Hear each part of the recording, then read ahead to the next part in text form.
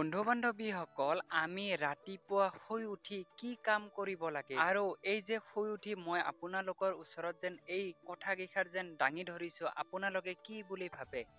আজিকালি দেখিবলৈ পাইছো যে আপোনালোকৰ ঘৰৰ ওচৰে পাজৰে হওক বা নিজৰ ঘৰতে হওক বহুতো ধৰণৰ হাই কাজিয়া হৈ থাকে। নিজৰ ঘৰখনত কাজিয়া মণ্ডল বিভিন্ন ধৰণৰ কি ক'ম আপোনালোকক সকলোবোৰ হয়। একচুৱেলি এইবিলাক কি কাৰণ আপোনালোকে জানেনে? হয় বন্ধু বান্ধৱীসকল, পোনপ্ৰথমতে আমি যদি ৰাতিপুৱা নিজৰ ঘৰখন শান্তিময় কৰি ল'ব পাৰোঁ, তেতিয়াহ'লে আমাৰ দিনটো বছৰটো ঘৰখনত কাজিয়াৰ পৰা আদি ধৰি সকলোবোৰ সমস্যাৰ সমাধান হ'ব। আপোনালোকে মাথো কৰক, ৰাতিপুৱা শুই উঠি প্ৰথমতে এই তিনিটা কাম কৰিয়ে আপোনালোকে যি কৰিবলৈ বিচাৰে সকলো কৰিবলৈ পাৰিব।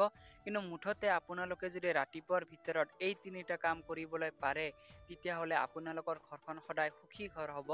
সদায় আপোনালোকৰ ধন দৌলতবিলাক বাঢ়িব, কোনোদিন আপোনালোক দৰিদ্ৰ নহয়। মাথো কৰক এই তিনিটা উপায়।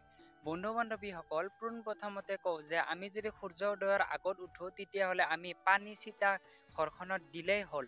আমাৰ ইয়াত কোনো আৰু অইন গাখীৰ বা গাখীৰ পানী এইবোৰ আমাৰ ছিটাব নালাগে। আমি খালি পানী ছিটালে হ'ল। আৰু যদি আপোনালোকে বেলা ভাটি উঠে, মানে সূৰ্যটো আগত উদয় হৈছে, আপোনালোকে পিছত উঠিছে, তেতিয়াহ'লে আপোনালোকে হালধিৰ পানী ছিটাব। কাৰণ হালধিৰ পানী ছিটালে আমি ৰাতি শুই থাকোঁ, কিন্তু শুই থকাৰ পিছত আমাৰ ঘৰখনত বিভিন্ন ধৰণৰ অইন ঐশ্বৰিক আত্মা প্ৰৱেশ ঘটে নিজৰ গৃহখনত। আৰু সেইকাৰণে আমি যদি হালধিৰ পানী নিজৰ ঘৰখনত পবিত্ৰ কৰি ৰাখোঁ, তেতিয়াহ'লে মা লক্ষী আমাৰ ঘৰখনত সদায় অহা যোৱা যেতিয়া কৰি থাকে, তেতিয়া মা লক্ষী খুবেই সন্তুষ্ট হয় আৰু আমাৰ ঘৰখনত নিবাস কৰে। সুখ শান্তি ঘৰখনত সমৃদ্ধি হয়। লগতে ঝাৰু আপোনালোকে পানী আৰু হালধি ছিটোৱাৰ পিছত আপোনালোকে ঝাৰু মাৰিব।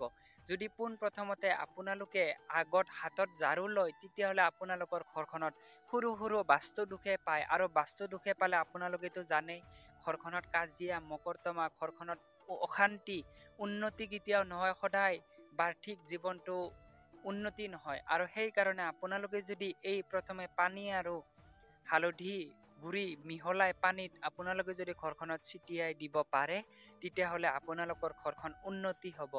এনেধৰণৰ সৰু কিছুমান কথা আপোনালোকে যদি জানিব পাৰিছে, তেতিয়াহ'লে ভিডিঅ'টোত একবাৰ লাইক কৰক আৰু কমেণ্ট কৰিবলৈ নাপাহৰিব জয় মা লক্ষী। গতিকে বন্ধু বান্ধৱীসকল, পোনপ্ৰথমতে আপোনালোকে মই কোৱা এইকেইটা নিয়ম ফ'ল' কৰিব। চাব আপোনালোকৰ ঘৰখনত কাজিয়া জীৱনতো নহয়, কেতিয়াও আপোনালোকে অশান্তিত ভুগিব লগা নহয়, আপোনালোকৰ ঘৰখন দৰিদ্ৰময়ী নহয়। গতিকে বন্ধু বান্ধৱীসকল, মই কোৱা এই সাধাৰণ নিয়ম কেইটা যদি আপোনালোকে ঘৰখনত মানি চলে, কেতিয়াও আপোনালোকৰ ঘৰখনত বাস্তু দোষ নাথাকে, একেবাৰে নাইকিয়া হৈ যাব। আৰু যদি আপোনালোকে ভিডিঅ'টো ভাল পালে, তেতিয়াহ'লে ছাবস্ক্ৰাইব কৰিবলৈ নাপাহৰিব। তো আজিলৈ এৰিলোঁ, ধন্যবাদ।